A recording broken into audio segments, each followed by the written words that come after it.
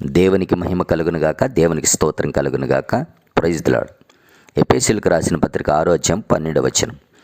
ఏలయనగా మనము పోరాడున్నది శరీరులతో కాదు గాని ప్రధానులతోనూ అధికారులతోనూ ప్రస్తుత అంధకార సంబంధులకు లోకనాథులతోనూ ఆకాశమండలమందున్న దురాత్మల సమూహములతోనూ పోరాడుచున్నాము.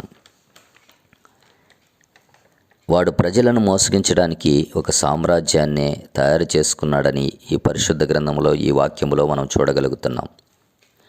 ఒక్కొక్కరికి అధికారం ఇచ్చి ఒక్కొక్క దేశానికి, ఒక్కొక్క ప్రాంతానికి వాడు అధికారులను నియమించాడు. వాడు ఎలా మనుష్యులను పాడు చేయడానికి దురాత్మలను ఏ విధంగా వాడుతున్నాడో ఈ వచనములో తెలియజెబుతున్నది. హాని కలిగించే ఇలాంటి దురాత్మలు ఉన్నాయి, చాలా రకాలు ఉన్నాయి. మనుషులను పాపములో పడవేయడానికి అనేక దురాత్మలు సమూహాలు ఉన్నాయి. మనకు అర్థం కావడానికి 10 దురాత్మలను ఏ విధముగా ఉంటాయో, ఎలా ఉంటాయో తెలుసుకుందాం. మొదటిగా దురాత్మ. 1 సమూయేలు 16:15. పాడు చేయడానికి, వెరిపించడానికి, దుష్టత్వాన్ని కలుగు చేయడానికి ఈ ఆత్మ పనిచేస్తుంది. రెండవది అబద్ధము ఆడు ఆత్మ.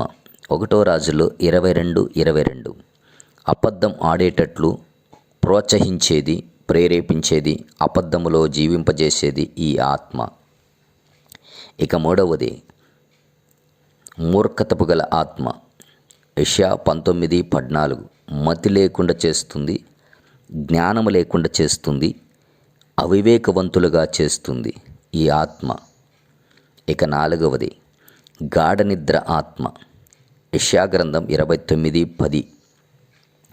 నిద్ర అంటే నిద్ర కాదు కానీ నిద్ర ఎక్కువగా చేసేది. అంతేకాదు, నేత్రములు మూసుకుపోయేలా, కళ్ళు మూసుకుపోయేలా చేసేది. ఏమీ పట్టించుకోకుండా పనులు చెయ్యనియరు, చెడుపుతారు, చెడపాలని చూస్తారు. ఇలాంటి ఆత్మ గాఢ నిద్ర ఆత్మ. ఇక ఐదవది అపవిత్రాత్మ. లూకా సువార్త 4:33. ఈ ఆత్మ మనకు కనిపిస్తుంది. అపవిత్రాత్మ అపవిత్రతను కలుగు చేస్తుంది, రోగాల బారిని పడవేస్తుంది. సమాజ మందిరములో కూడా అపవిత్రాత్మ వస్తే పరిశుద్ధుడైన యేసును చూసి కేకలు వేసి పారిపోతుంది. ఆరవది బలహీనపరచు ఆత్మ. శరీరాన్ని, మానసిక స్థితిని కలుగు చేస్తుంది. బలహీనపరచు ఆత్మ ఇది.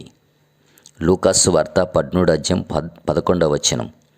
ఈ బలహీనపు పరచు ఆత్మ కనబడుతుంది.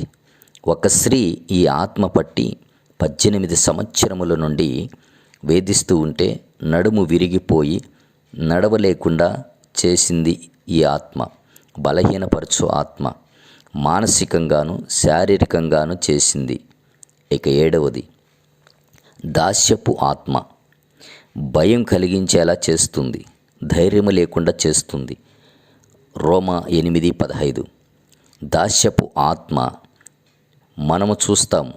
మహిమకు, స్వాతంత్రానికి దూరము చేసి నాశనానికి దారి తీస్తుంది, నాశనానికి తీసుకువెళుతుంది. భయం కలిగించేలా, ధైర్యం లేకుండా చేస్తుంది ఈ దాస్యపు ఆత్మ. ఇక ఎనిమిదవది మోసపరచు ఆత్మ. కడవరి దినములలో ఎక్కువగా కనిపించేది ఇటువంటి ఆత్మ. అబద్ధికుల వెంట ఉండే ఆత్మ, వేషధారణ కలిగించేటువంటి ఆత్మ, వేషధారణ వలన మోసం చేసేటువంటి ఆత్మ ఇది.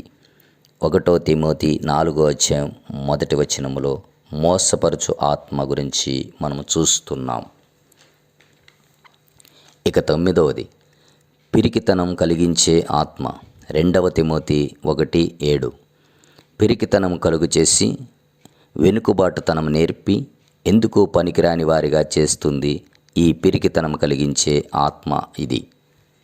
ఇక 10వది భ్రమపరచు ఆత్మ. 1 సమూయేలు 16:15.